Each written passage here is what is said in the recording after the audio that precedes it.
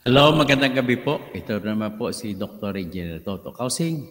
At ito po ang sa ating pag-usapan ay yung pagpatuloy ng tinatawag na yung usapin sa the rape o the rapists o Pepsi Paloma. Kung saan nagsimula po ito yung kontrobersiya na ito sa pagpalabas ni Direktor Daryl Yap ng kanyang trailer sa pelikulang ilalabas niya ngayong February 5 na ang title ay The Rapists of Pepsi Paloma. So bago ko ilabas yan dito, nais ko muna kayong bigyan ng ideya kung ano ba ito yung tinatawag na The Rapists of Pepsi Paloma na istorya. So magandang gabi po, no? Sa Your Game is a Scam, Shane. Tapos si Jelly Robles, maayong gabi, engineer. Antonio Bensoceso, mabuhay. So habang nag-antay tayo ng mga audience, magbabati muna tayo no sa mga Pilipino diyan sa Japan, konbanwa. Tapos sa Germany, mga umaga ngayon, so Guten Morgen. Sa Hawaii, umaga din ngayon, aloha, Hakahiyaka. Okay. Sa mga Pilipino diyan sa Italy, umaga ngayon diyan, buongiorno. So sa France, bonjour. Sa Netherlands, good morning. Good morning. So sa mga naman, yung mga kababayan ko diyan, mga kapsat ko sa Ilocos.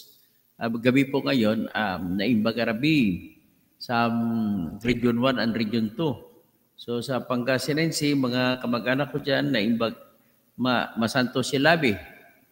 Tapos sa mga Kapampangan, na mga kabalengko, mga kababayan ni Lito Lapid, kababayan ni Jing Kapil, may pabengi. Tapos sa mga iba mapya nga gabi, no, sa Ibaloy, mapting nga igdabi sa kankanay gawi sa ilabi sa mga Itawis napya nga gabi sa Tausog marayaw dum sa mga Maguindanao mapya magabi sa mga Maranao mapya magabi mambo sa inyo mga langon mga Muslim si Isa Channel Akan. Assalamualaikum warahmatullahi wabarakatuh. Sa mga kababayan ko sa Surigao, maradyaw nga duyom sa inyo hurot. So ang ating pag-usapan po sa ngayon ay patungkol sa kasong sinampa ni Vic Soto sa pamamagitan ng kanyang abogado na si Attorney Buko de la Cruz. Unfortunately, yung abogado ni Vic Soto na si Attorney Enrique Buko de la Cruz ay de la Cruz din ang involved sa main character sa kasong ito. Ang kasong ito po ay ina-address po ni Vic Soto, sabi ng kanyang abogado, doon sa trailer. Ano ba yung trailer? Yung trailer po ay yun po yung paunang palabas ng mga direktor sa mga pelikula kung meron silang pelikula na gusto i-advertise para malaman ng publiko at para mahikayat na manood ng pelikula. So ang title ng pelikula ay The Rapists of Pepsi Paloma. Tapos ang trailer niya, i-describe ko na lang ang trailer niya. Ang trailer po niya ay nasa setting na si Charito Solis na ang nag-acto ngayon ay iba na. Pero si Charito Solis yon ang pinoproject at saka si Pepsi Paloma na tinatanong, diyug-yug ni Charito Solis ang katawan ni Pepsi Paloma at nagtatanong, nagsisigaw, "Ni-rape ka ba? Ni Vic Soto?" Pangalawang tanong, "Ni-rape ka ba ni Vic Soto?" Kasi hindi naman sumasagot si Pepsi Paloma. "Ni-rape ka ba ni Vic Soto?" Ang ginawa naman ni Pepsi Paloma, sasagot din sa pelikula, sa trailer na yon, "Oh!" Ang tanong, libelous ba yun? Pangalawang tanong, dapat ba maibasura ang pelikula? kasi nagsampa ng kaso si Vic Soto, hinihingi niya na ipabasura ang pelikula, ipagbasura, kumbaga, tunawin na yun, bali mahirap ng ginastos na milyon-milyon sa paggawa ng pelikula. So, pati ang trailer, ipinahiningi niya sa korte na utusan si Daryl Yap. Bakit si Daryl Yap palang utusan nyo? Na tanggalin daw ang trailer. Okay, paano naman yung mga naka-download na? Paano naman yung mga naka-share na? Okay, talakay natin ito. Ang konklusyon ko po rito ay matatalo lang ang kaso ni Vic Soto laban kay Daryl Yap na dahil lang sa trailer ng pelikula. No? So ngayon, kung matatalo, ipapaliwanag ko para maintindihan ninyo. Meanwhile, ang nais kong bigyan kayo ng brief, no? Kung paano nangyari, saan nagsimula ang kwento. So, pero bagong lahat, ipakita ko muna sa inyo kung anong talagang totoong mukha ni Pepsi Paloma nung araw. Isa napakagandang bata po kasi 18 minor pa lang siya nung panahon na yun. Na nirape siya, minor pa lang siya. Kung nirape pa siya. So, yan ang tanong lang kung nirape siya. Pero ito ipapakita natin, ang mukha niya. Ayan, kaaya-aya, inusinting dating ng mukha niya. Ayan. Yan po si Pepsi Paloma. Yan ang totoong mukha niya. So, ang pangalan niya, Delia Dueñas Smith. Smith ba? Oo. Ngayon, dahil po ang tatay niya ay Amerikano. Ang tatay niya si Kenneth Smith na isang kartero. Doon siya ata nakita ang tatay niya at nanay niya sa Olongapo. At nagkaanak sila, ganito si Pepsi Paloma. So nevertheless, ang nangyari dito ay isa siya sa mga soft drink beauties kung tawagin na ang kanilang talent manager ay si Dr. Ray De La Cruz, isang optometrist. So unfortunately, ang kumakaso para kay Vic Soto laban sa kay Daryl Yap ay si Attorney Enrique Buko De La Cruz. Hindi kayo magkakamag-anak itong dalawang ito. So anyway, yung kwento po rito ay nagsampa po ng kaso si Pepsi Paloma pagkatapos ng pailang urong-sulong at tumayo na nung nag-decision siya magsampa siya ng kaso ay tumayo na bilang abogado niya si Rene Cayetano, tatay ni Alan Peter Cayetano, tsaka tatay ni Pia Cayetano. So, yan ang magiging abogado ni Sana, tsaka may isa pa. So, ngayon, kumbaga high-faluting o di kaya high-caliber lawyer na siya noong araw. So, ngayon, habang nasampa na. Noong nasampa, noong August 17, 1982, ay bigla na lamang nagsumite ng affidavit of desistance ang mga sinabit ang affidavit of desistance na pinirmahan ko ni Pepsi Paloma. Tapos ang kwento naman kung paano naman napirmahan, dito naman pumasok sa gulo sa issue si Tito Soto na siyang tumatakbo ngayong pagkasenador. So sigurado po ako na apektado yung pagtakbo ng pagkasenador ni Tito Soto rito. So kung ganon, pwede ba kaya si Amy Marcos ang nagpundo sa pelikula ng kanyang kaibigan? Kasi kaibigan ni Amy Marcos ito si Daryl Yap. At tandaan ninyo, si Daryl Yap ang gumawa ng Made in Malacanang at si Amy Marcos din ang naggumastos ng pelikula. So ngayon, kung si Amy Marcos ang gumawa ng pelikula, ano naman kaya ang pakay? Siyempre, tumatakbo rin siyang senador para makapasok siya kasi laglambitin siya kung number 12 siya o sa labas, kailangan matanggal ang isa para makapasok siya. So, pwede ngayon, kaya nakakita ng material of all the senatorial candidates present sa ngayong senaryo ay may armas, si laban ng kay Soto lang ang pwede magagamit. So, kaya pwedeng sabihin na pinalabas ang pelikulang ito para ma-pull down si Tito Soto. Okay? Pero ito naman, ang problema kasi sa trailer, yung binanggit ko kanina, ang scene na makita mo, senaryo na hinahawakan sa balikat, hinahawakan ni Charito Solis si Pepsi Paloma at tinatanong na pasigaw, nirip ka ba ni Vic Soto? Tatlong tanong, nirip ka ba ni Vic Soto? Nirip ka ba ni Vic Soto? Ang sagot, hanggang sa sumagot ito si Pepsi Paloma, oh! Pero pasigaw, ganon. Pero kung pakinggan mo, parang oo. Pero kung pinakinggan ko ulit, parang hindi naman oo. So, ang tanong, kung may duda ngayon, kung talagang oo na tinuturo si Vic Soto ba ng rape o hindi, may duda ngayon. Kung pakinggan mo na maigi, parang hindi man oo. Ang detalino naman tila ni Daryl Yap na to. So kung ganon, hindi naman pala oo, malabong manalo ang kaso ni Vic Soto. Ganon na nakikita ko una-una. Una-una, magaling din ang abogado ni Daryl Yap. Ang abogado ni Daryl Yap na kinuha ay si Raymond Forton.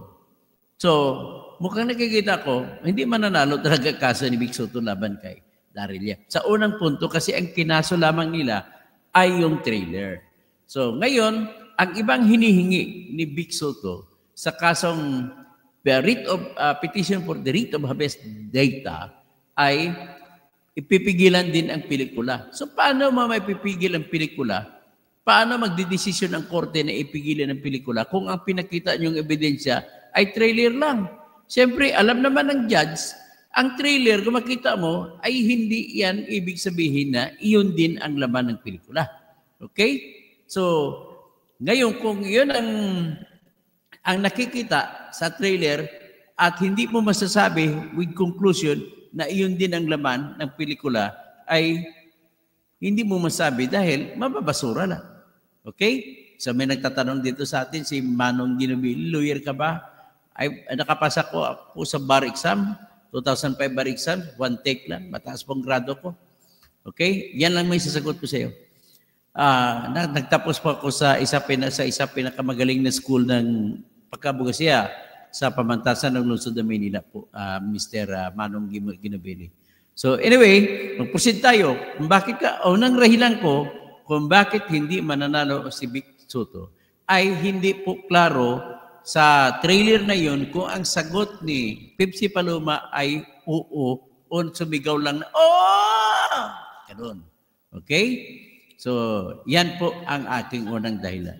Hindi, tinanong siya kung rape, ang sagot niya hindi oo. Kung ako pinakinggan ko ulit, ang sagot niya, oh! Parang sumisigaw lang. Ibig sabihin, hindi klaro. Kasi kailangan klaro para magiging makakasira ng puri. Pero sabihin naman natin oo. Dito pag-usapan natin kung oo. So, pag oo nga naman ang sinagot niya, sabihin natin oo. Ang tanong, may pwede bang ipigilan ng korte? O di kaya sabihin natin, may libel ba? Ano bang definition ng libel?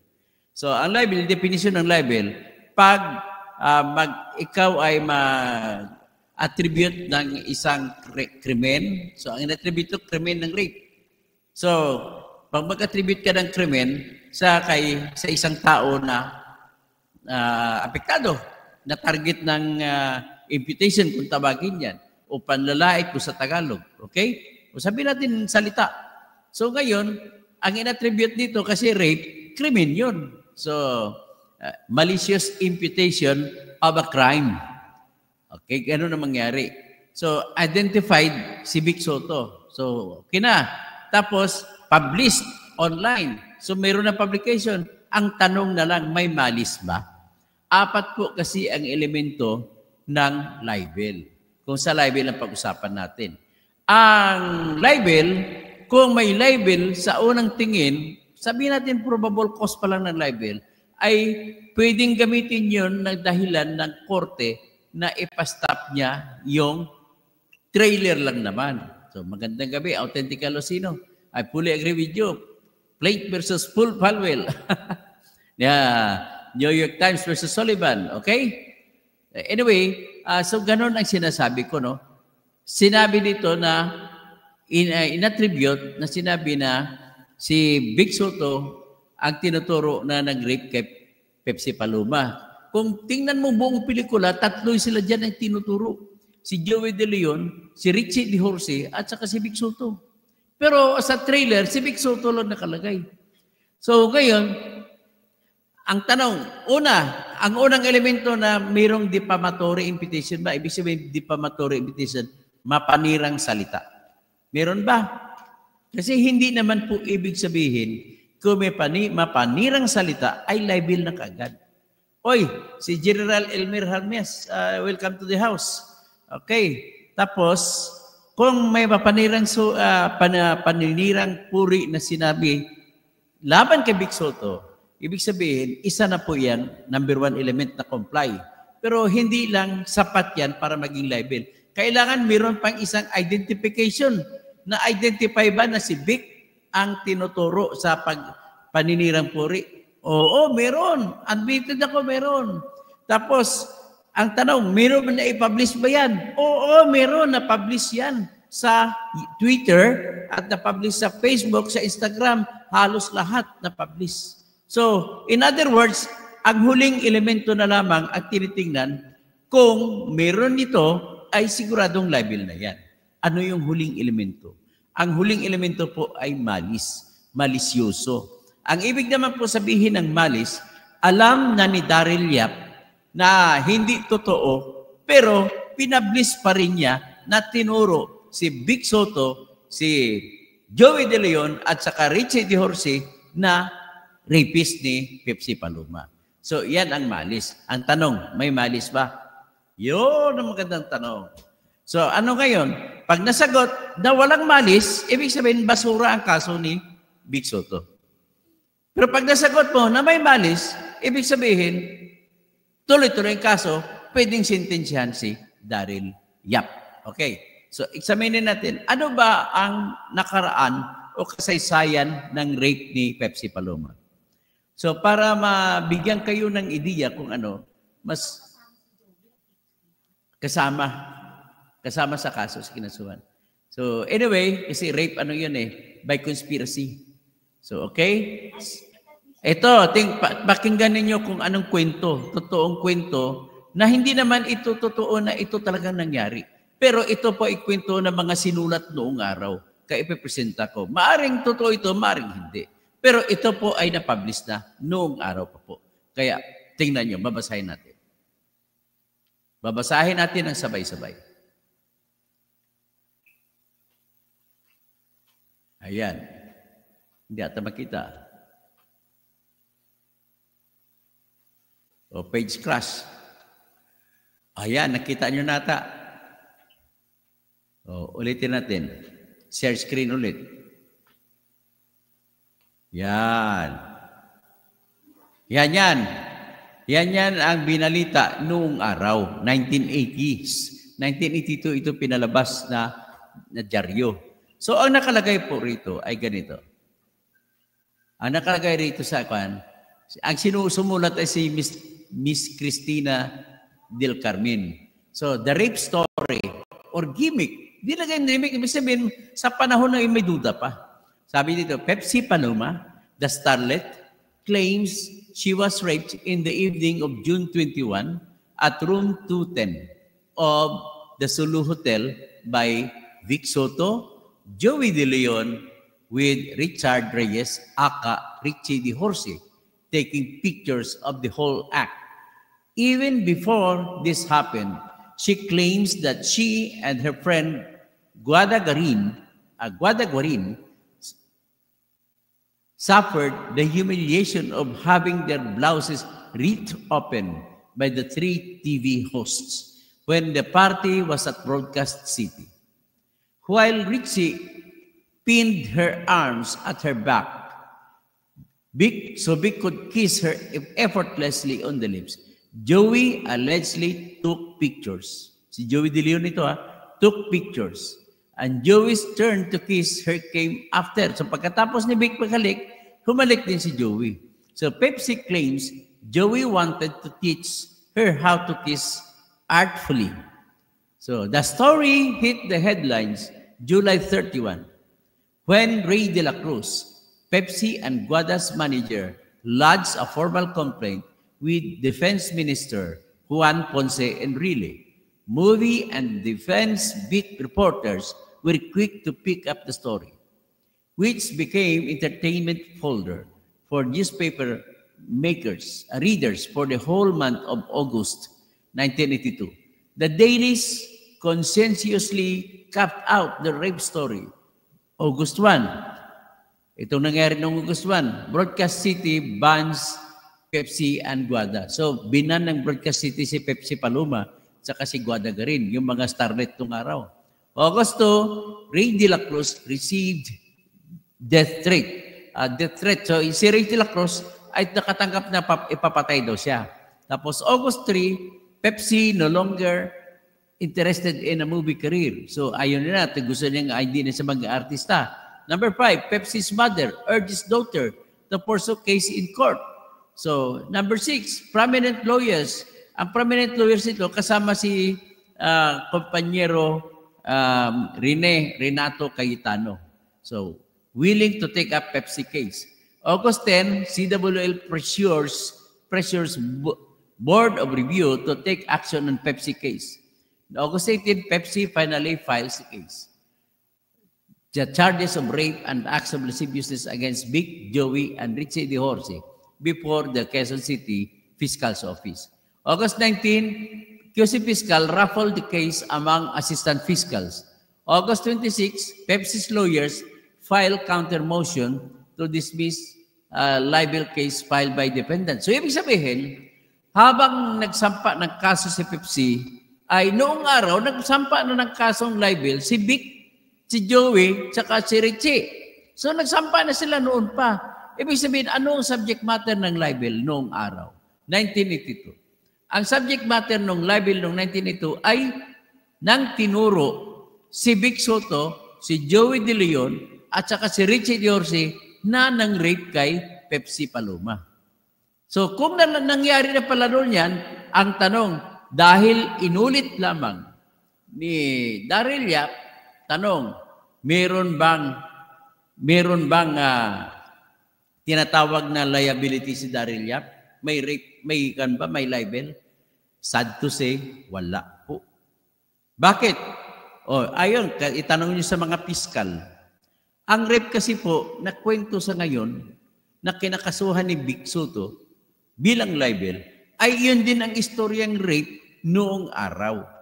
Maliban na lamang kung may bago silang i-point out. Wala naman nata. Pareho naman kasi, ayon naman kay Daryl Yap, yung mga nabanggit sa kanyang pelikula, inulit lamang kung ano ang nakalagay sa complaint affidavit ni Pepsi Paloma.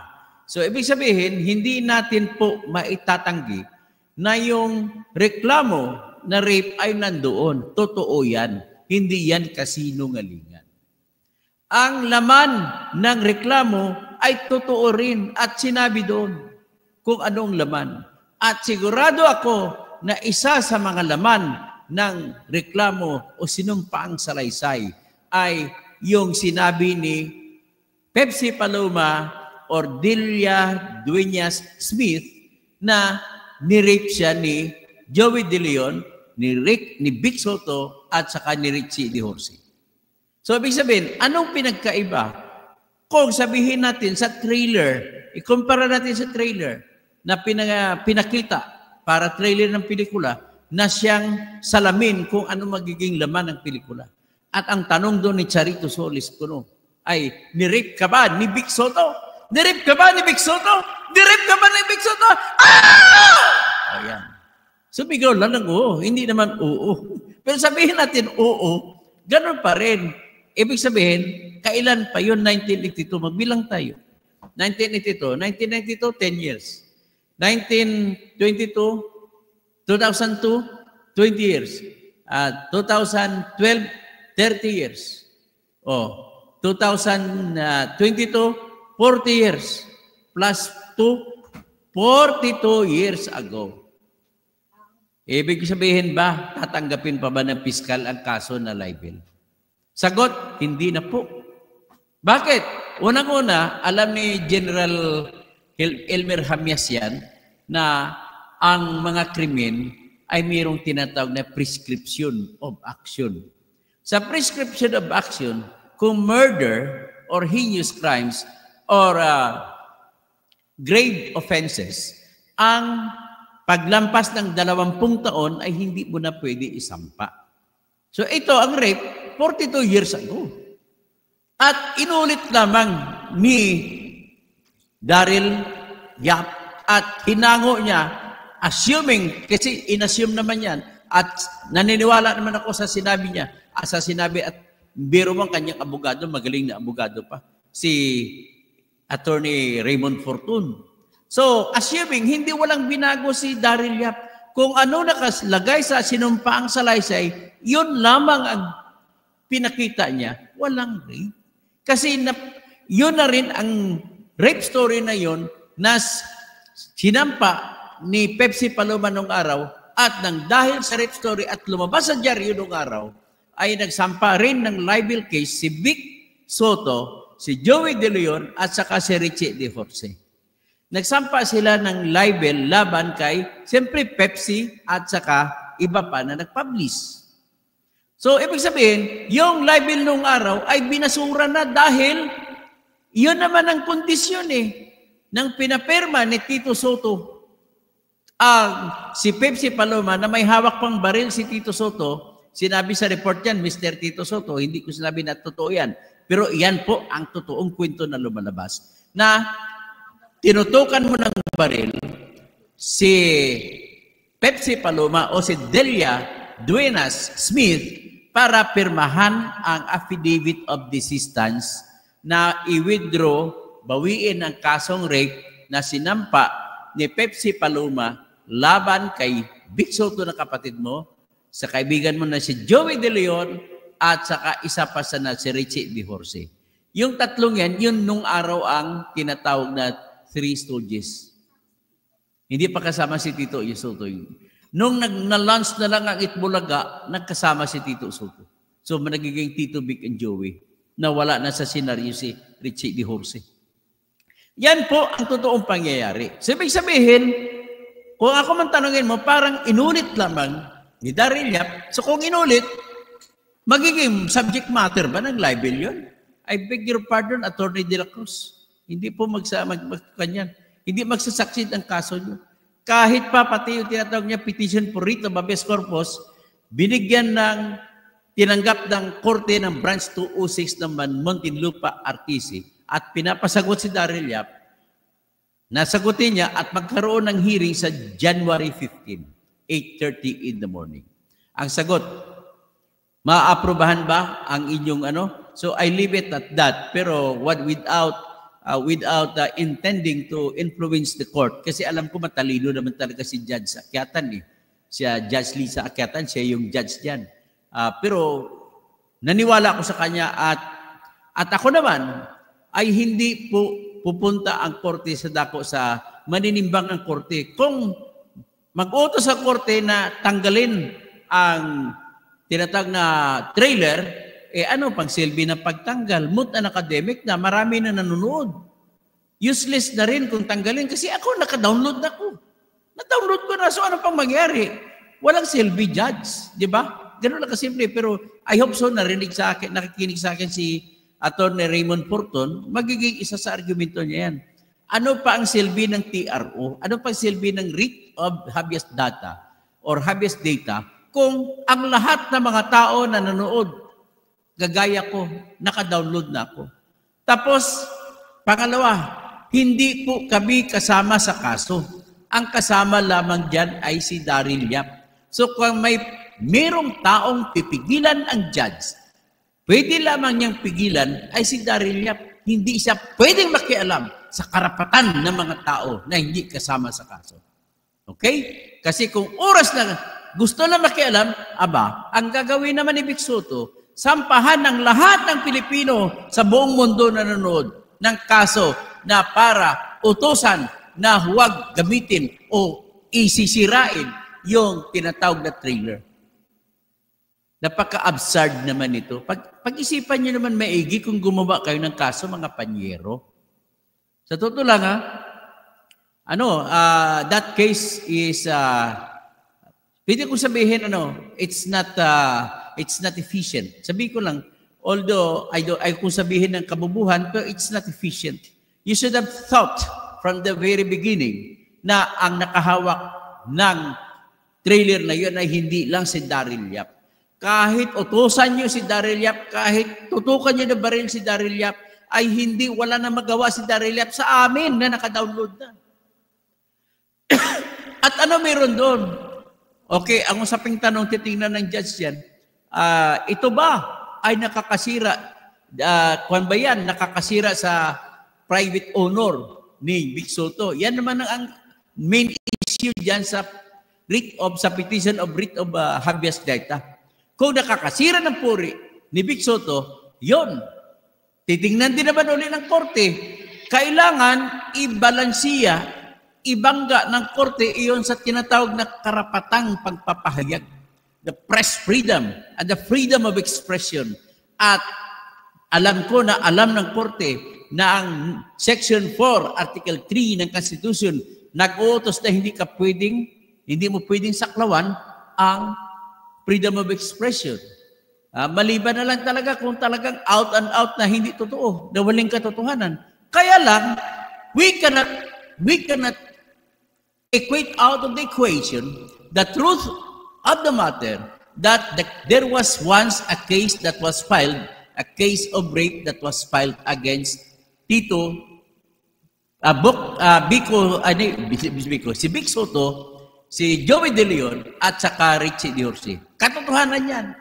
Ang hindi na lang natin alam kung totoo ang akusasyon. Yun lamang ang issue dyan.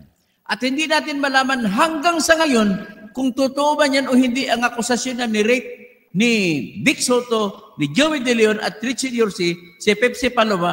Bakit? Kasi patay na rin si Pepsi Paloma. At si Pepsi Paloma lamang at saka hindi ko alam kung andyan pa si Guarin na isang testigo. Ngayon, tanging si Pepsi Paloma lamang ang makapagsabi kung talagang ni-rape siya o hindi. So kung wala siya, hindi na mapapatunayan. At with more reason na hindi mapatunayan, kasi winidraw nga noong panahon na yun. At kahit sabihin natin na totoo naman talaga na mayroong affidavit of desistance. At ang pumirma noon ay si Pepsi Paloma kuno, sabi naman ni Joey, ni Tito Soto. Nakialam kasi si Tito Soto dyan. Kasi ang problema ni Tito Soto, sa panahon na yun, 1982, Marcelo pa ata yan. Parang Marcelo at sa panahon na yun, naalala ko sa panahon ni Marcos, pina-firing squad yan noon si Limsing na dahil sa drugs. Ibig sabihin, ang rape firing squad din. So, yan ang kinatatakutan nila noon. So, ibig sabihin, walang closure po yung tanong kung ni-rape ba talaga si Pepsi Paloma o hindi. Pero, totoo na kinasuhan ni Pepsi Paloma si Joey De Leon, si Vic Soto, saka si Richie Diorsi. Kaya kung totoo yan, at sinabi naman ni Pepsi Paloma sa kanyang affidavit na ni-rape siya ni Vic Soto. So, balik tayo sa trailer. Magtatanong, totoo ba na ni-rape ka ni Vic Soto? Oo! Ay, wala. Walang malis. Walang malis. Clear? O, di ba? Napakasimple lang analysis dyan.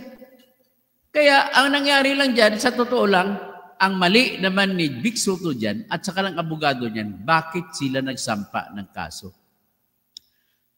Ang dating po sa akin personally, kapag ang isang tao ay nagsampa ng libel, ibig sabihin, totoo yan. Di ba, Yoy? Kay Mr. Joey Lipa, totoo ba yan? Ibig sabihin, kapag nagsampa si Vic De Leon, ay mas lalo akong naniniwala na totoo na ni-rape niya si Pepsi Paloma. Mas maganda pa sana hindi nila siya nag-file ng kaso, nagbigay nila siya ng statement. Kung ako naman sa kanya, sasabihin ko, ay binabati ko si Mr. Daryl Yap sa pagsasagawa ng pelikula na The Rapist of Pepsi Paloma. At least, sa pagpalabas niya, ako po ay umaasa na ipalabas niya ang totoong kwento. Ganoon na sana. Malay mo, kung ang ending ng pelikula ay hindi pala totoo ang sinabi doon. Di ba? So you can never judge the book by its cover. I-cover lang ng pelikula yun eh. Mabuti kung ang book walang cover. Titingnan mo ang book. Di ba? Ganun na kasimpleng analysis doon. So, do not believe or wag na kayo mag-isip na magpakahirap pa kung tatalaba yung libel case ni Vic Soto. Mababagsak yan. I dare you. Kung akong judge niyan, hindi ko naman in-impluwensya ng mga city prosecutor's office. Ngayon, ang problema dito ng korte na humawak, may dalawang kaso kasi, 19 counts na libel, 35 million ang hiningan damage, mababasura yan. So may sinampa na gano'n si Vic Soto at sa kabila may sinampa din si Vic Soto na isa pang kaso, yung petition for the writ of habeas data na ang objective niya ay hinihingi niya sa korte na ipatigil at ibasura ang pelikula at saka pati trailer. Diyos ko naman, minimum of 20 million ang ginamit ng kapital niya pagpagawa ng pelikula, ganon-ganon na lang yan. Hindi po gagawin ng korte yan. Hindi gagawin ng korte yan. Maliban pa dyan, yan po ay artistry, art, at saka kasama dyan ang tinatawag na freedom of expression. At iniutos po sa Konstitusyon, Article 3, Section 4, na nagsasabi, no law shall be passed abridging the freedom of expression, of speech, and of the press, nor the freedom to peaceably assemble or to petition the government to redress grievance. Ang ibig sabihin, ilang karapatan din ang iniutos ng ating Constitution. Number 1, pakalayaan sa pagpapahayag. That is freedom of expression.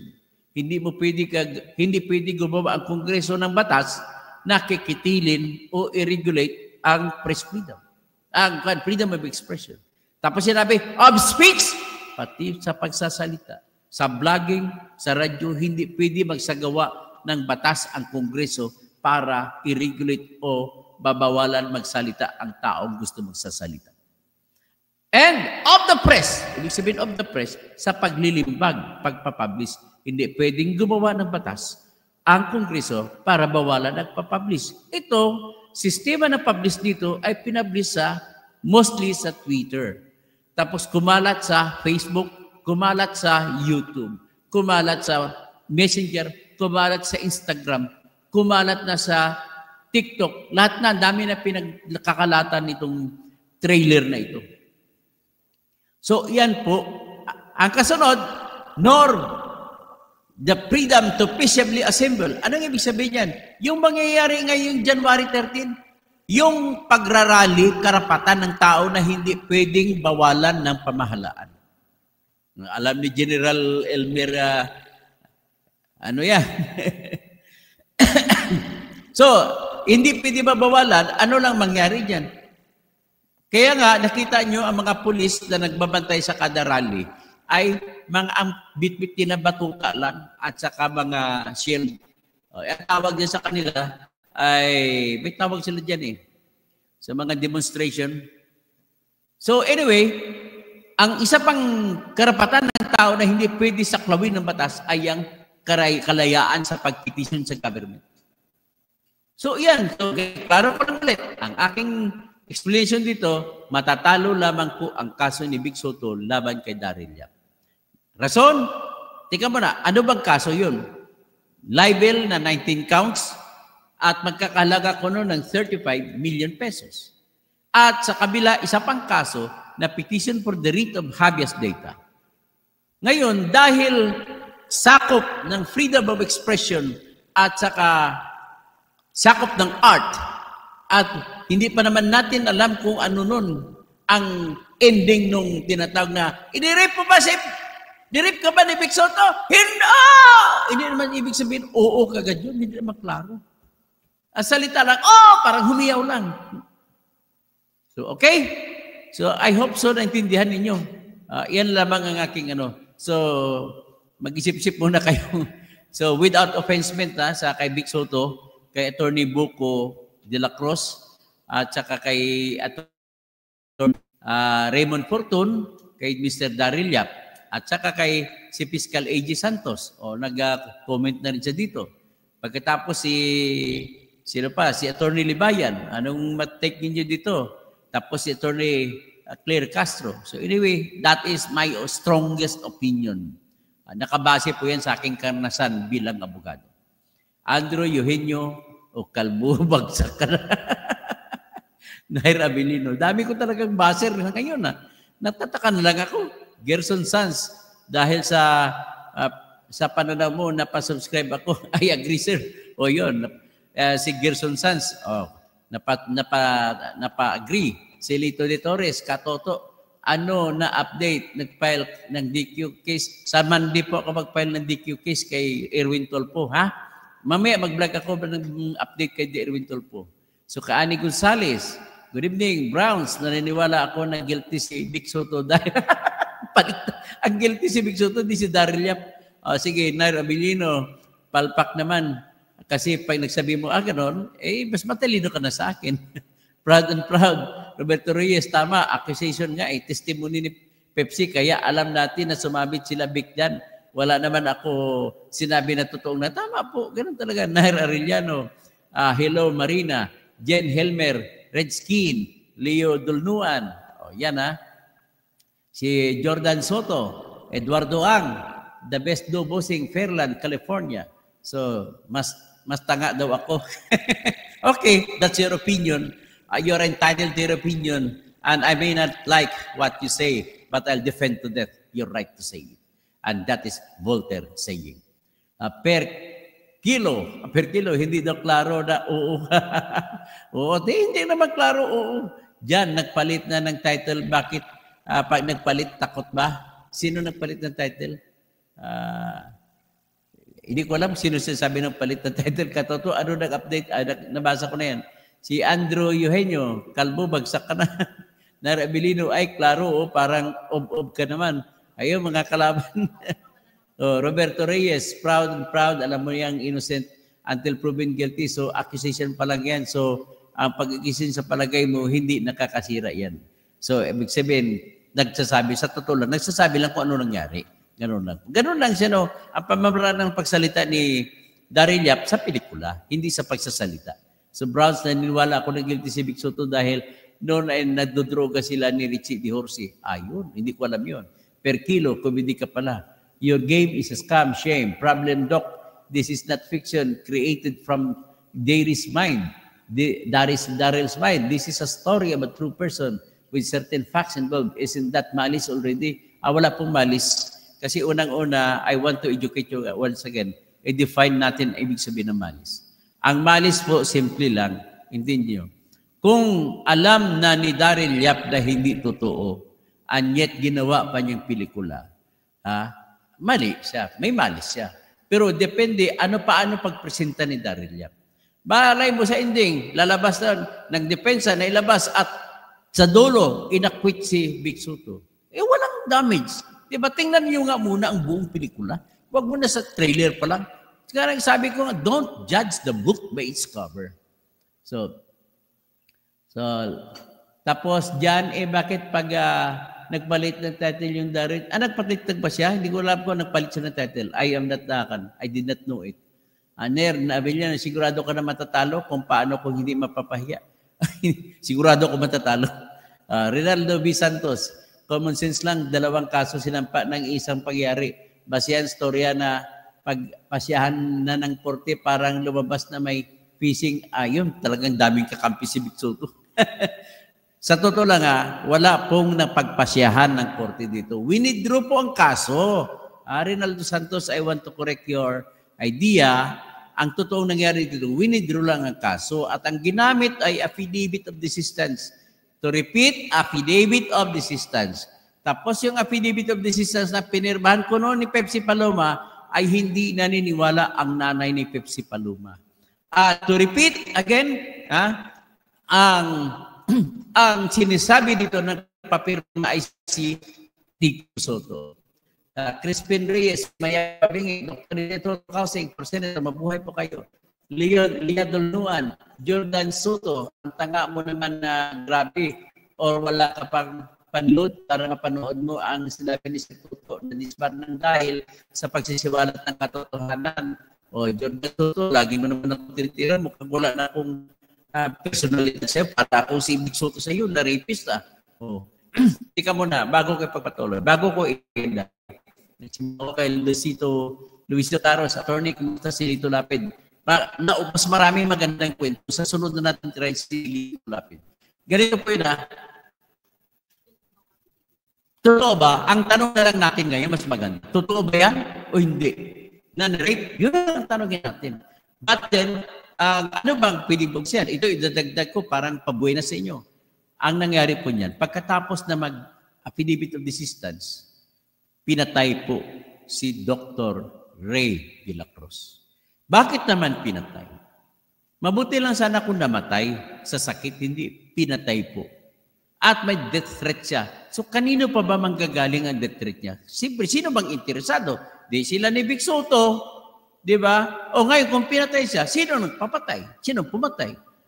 Ay, sabihin ko na tahasan, ang interesado, sino ba may motibo? Kasi si Dr. Ray de la Cruz, na kamag-anak ata ni Attorney Enrique Buko de la Cruz, ay baporsigido. Gusto niyang sampahan ng kaso talaga. Kasi siya nga, alam nyo, ladies and gentlemen, ako po ay editor ng People's Tonight noong araw.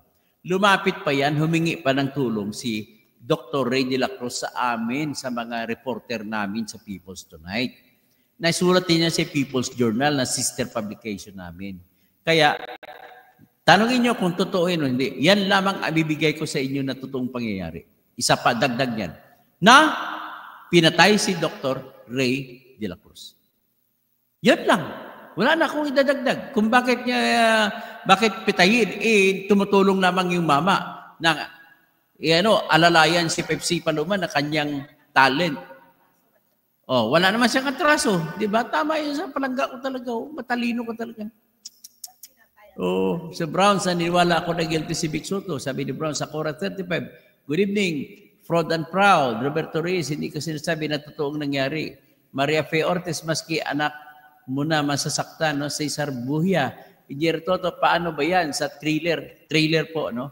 Palang may lumalabas ng, ulitin ko lang po, kung akong pakinig ko, hindi oo. Ang di bang tanong, nirep ka ba ni Vic Soto? Nirep ka ba ni Vic Soto? Tatlong tanong, nirep ka ba ni Vic Soto? Na dalawang tanong. Tapos ang sumagot si Pepsi Paloma, oh! Wala naman, oo. Oo, lang sumigaw lang na, oh! Pero, parang oo na rin. Kasi bakit? Bakit siya sisigaw ng gano'n na parang natorete, na-trauma siya? Ibig sabihin, mas lalong totoo.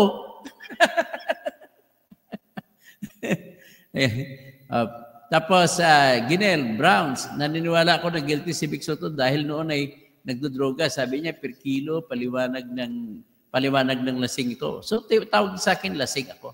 Roberto Filemon Injapi, totoo si Vic Soto, pero sa tingin, talo si Vic Soto, pero tingin ko panalo si Vico Soto. Si Vico Soto, ina-admire nating lahat. Iboto natin si Vico Soto. Hiwalay naman yung tatay kaysa anak. Ang layo naman ng anak kaysa tatay, sa totoo lang. Si Vico Soto nga, walang girlfriend eh. Ang tatay, ang dami ng naging babae. Roberto Reyes, fraud and proud, hindi mo nga dumaan sa korte. Kahit sabihin pa niya, kung hindi naman dumaan sa korte, hindi masasabing totoo yan.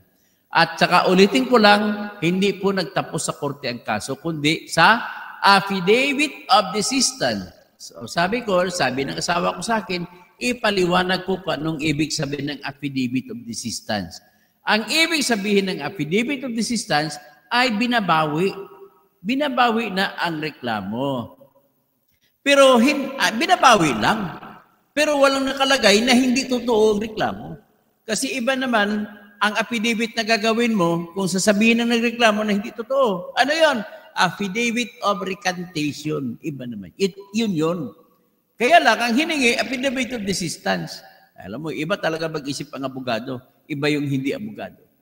So, Brown, saniwala nga ako guilty. Tapos si John, nasibak na ba? Hindi ba attorney? Ito, tas gusto, gusto na. Sinabi niya nasibak na daw ako. Well, to tell you the truth, disbarred po ako. I'll tell you the truth. Disbarred ako. At kung bakit na po ako na-disbarred, ibig sabihin, tinanggalan ako ng lisensya ng Supreme Court.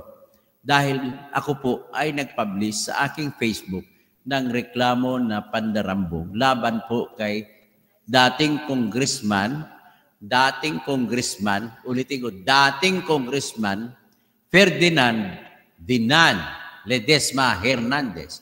At inaakusa ko sila na nagnakaw ng more than 225 million pesos sa pamamagitan ng pag-overprice sa pag-supply ng pagkain para sa mga evacuate na mga Maranao nung kasagsagan ng giyera sa Marawi. Ang pruweba ko po kung bakit nasabi ko na nagnakaw si Ferdinand Hernandez ay ganito. Number 1, ang nagbenta ay Tacorong Fitmart.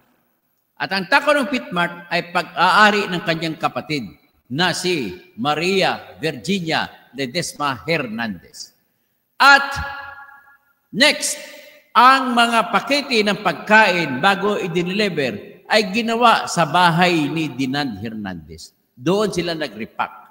Napatunayan ko yan sa affidavit ng 5 na mga trabahante na binayaran para mag-repack. Next, ang isa kong ebidensya ay yung resibo mismo na binigay ng Tacorong Fitmart sa DSWD Region 12 na nagpapakita na ang presyo ng kada pakete ay 515 pesos and 40 centavos. Pero at isa pa, ang ebidensya ko ay resibo mismo na binigay sa akin ng Tacorong Fitmart na nagbumili ako ng ganong items din. At ang halaga this time ay 270 pesos and 50 centavos lamang. Wala lang ang tuyo na 48 pesos lang naman. So ibig sabihin, kung isama pang tuyo, 318 pesos and 50 centavos lamang ang halaga as against sa pagbenta na overprice ng 515 pesos and 40 centavos.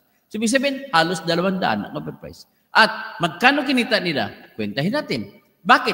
Ilan bang pakete binili ng DSWD Region 12? Ang pakete pong binili nila, ang dami ay 1,143,120 packs. So multiply mo, piso pa lang, milyonaryo ka na.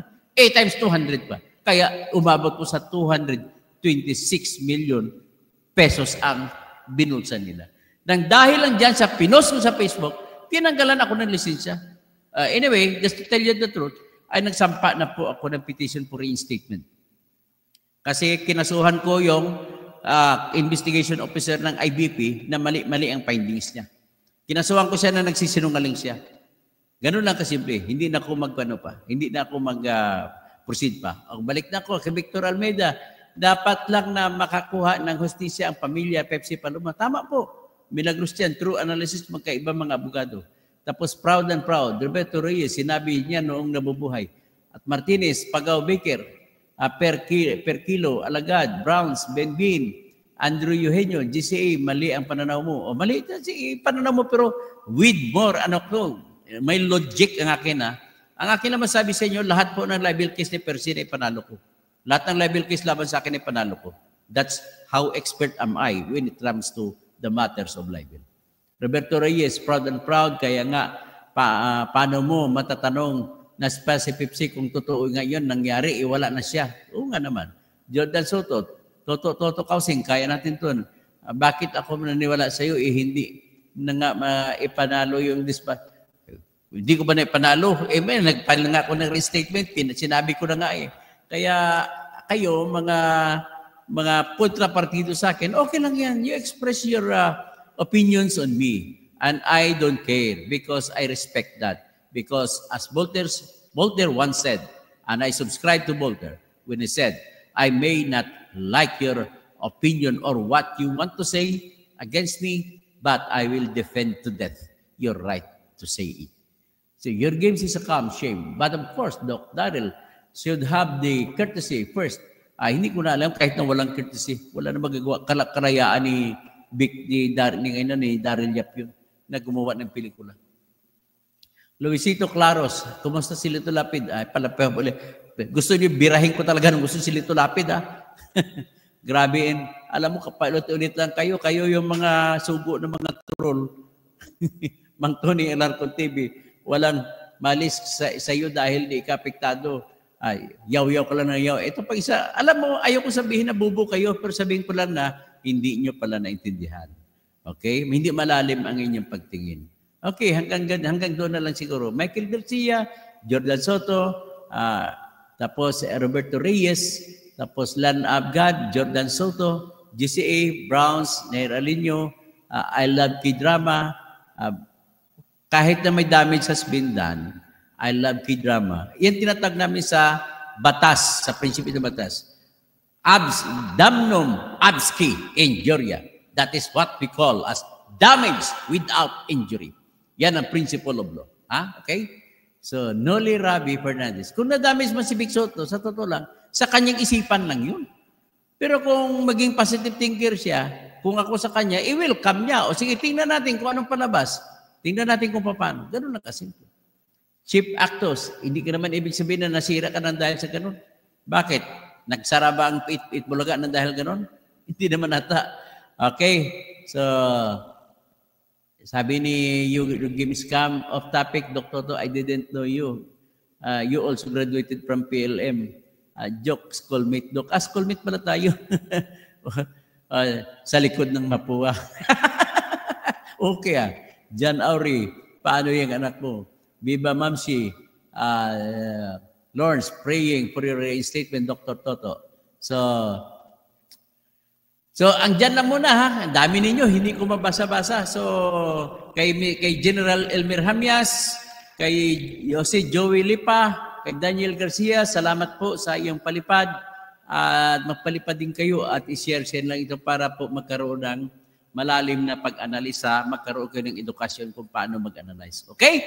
So, magandang gabi po sa inyong lahat, mga kaibigan.